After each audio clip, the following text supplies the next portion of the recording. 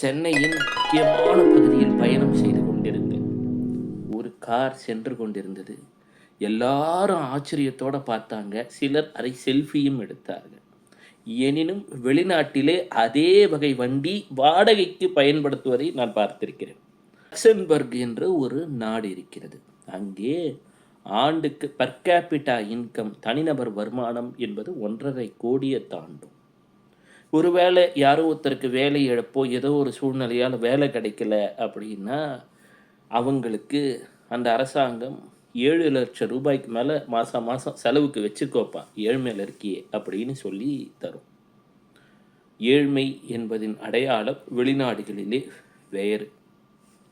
ஆனால் நாம் என்ன சொல்றோம்? 2ஆம் அதிபதி, தனஸ்தானாதிபதி, 11ஆம் அதிபதி, லாபஸ்தானாதிபதி இவை இரண்டும் சரியாக இருந்தால் நீ சில லட்சங்கள் மாதம் சம்பாதிப்பாய் என்று சொல்கின்றோம். ஏனென்றால் நாம் ஒரு படகிலே பயணம் செய்கின்றோம் என்ற பொழுது அந்த படகில் இருப்பவர்களது ஜாதகத்திற்குள் ஒப்பிட்டுத்தான் அந்த பலனை சொல்ல வேண்டும்.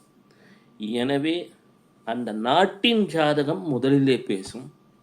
பிறகே அங்கே வாழும் தனிநபர்கள் ஜாதகம் பேசத் துவங்கும். 2032ற்கு பிறகு நம் தேசமும் அதைப் போல உயரும்.